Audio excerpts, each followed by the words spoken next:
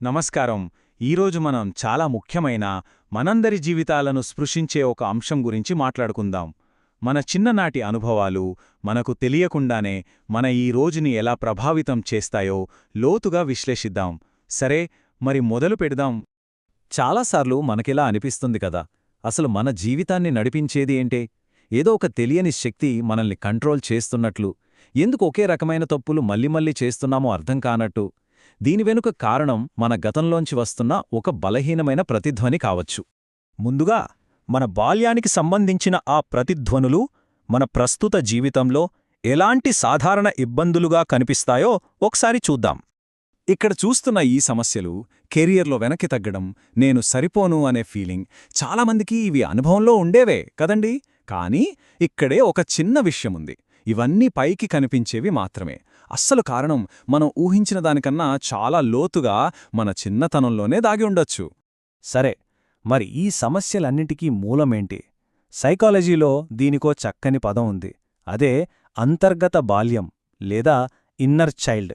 అంటే మన లోపల నిజంగా ఓ పిల్లాడున్నాడని కాదు, కానీ ఇది మనల్ని మనం అర్థం చేసుకోవడానికి ఒక అద్భుతమైన మార్గం. సింపుల్గా చెప్పాలంటే మన చిన్నప్పటి జ్ఞాపకాలు, ఫీలింగ్స్, మనం ఏర్పరచుకున్న నమ్మకాలు, ఇవన్నీ మన మనస్సులోని ఒక భాగంలో స్టోర్ అయి ఉంటాయి. మనలోని సృజన, ఆనందం అంతా అక్కడ్నుంచే వస్తుంది. అదే సమయంలో మన భయాలు, మన అభద్రతాభావాలు అవి కూడా అక్కడే పుడతాయి. అవే మన ప్రవర్తనను ఈరోజు కంట్రోల్ చేస్తుంటాయి. ఈ స్లైడ్లో చూడండి ఎంత స్పష్టంగా ఉందో. ఒకవైపు ప్రేమ, ప్రోత్సాహం దొరికినప్పుడు మనలోని ఆ అంతర్గత బాల్యం ఆరోగ్యంగా పెరుగుతుంది. కాని మరోవైపు మన ఫీలింగ్స్ని ఎవరూ పట్టించుకోనప్పుడు, మనల్ని నిర్లక్ష్యం చేసినప్పుడు అది గాయపడుతుంది. ఆ గాయం ఒక లోతైన ముద్రలా మనతోనే ఉండిపోతుంది. అయితే ఇక్కడ మనం ఒక విషయం గుర్తుపెట్టుకోవాలి. ఈ గాయాలు అంటే ఏవో పెద్ద పెద్ద ప్రమాదాలు లేదా ఘోరమైన సంఘటనల వల్లే అవ్వాలని లేదు. కొన్నిసార్లు చాలా మామూలుగా అనిపించే చిన్న చిన్న విషయాలు కూడా మనసుమీద చెరగని ముద్ర వేస్తాయి. ఈ వాక్యం చూడండి ఎంత పవర్ఫుల్గా ఉందో.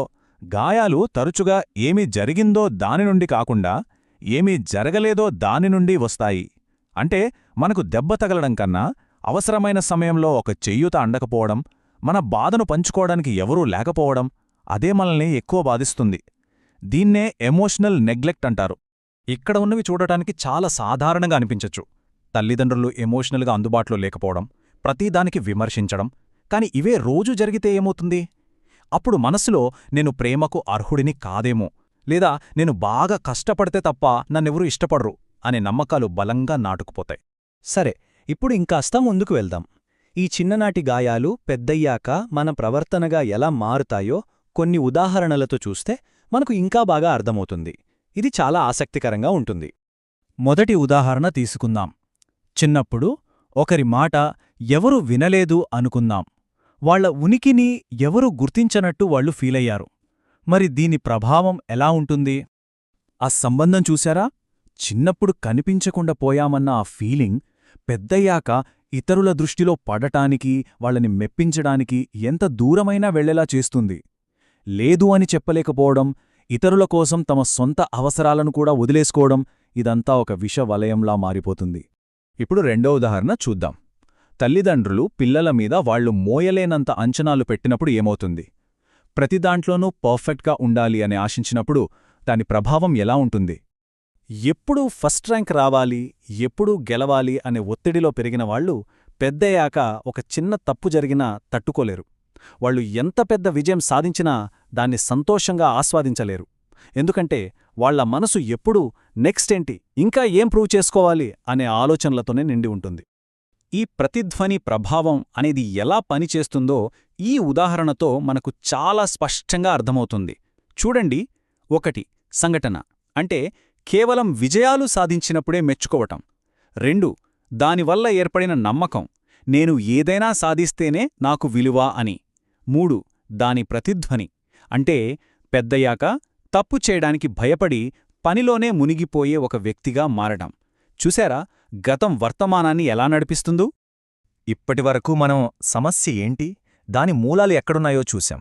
ఇప్పుడు ఈ విశ్లేషణలో చాలా ముఖ్యమైన భాగానికొచ్చాం. ఈ ప్రతిధ్వనుల నుండి మనం ఎలా బయటపడాలి? నయం కావడం వైపు వెయ్యాల్సిన మొదటి అడుగేంటి? మనం మార్పు వైపు వేయగల అతి పెద్ద అత్యంత శక్తివంతమైన అడుగు అవగాహన.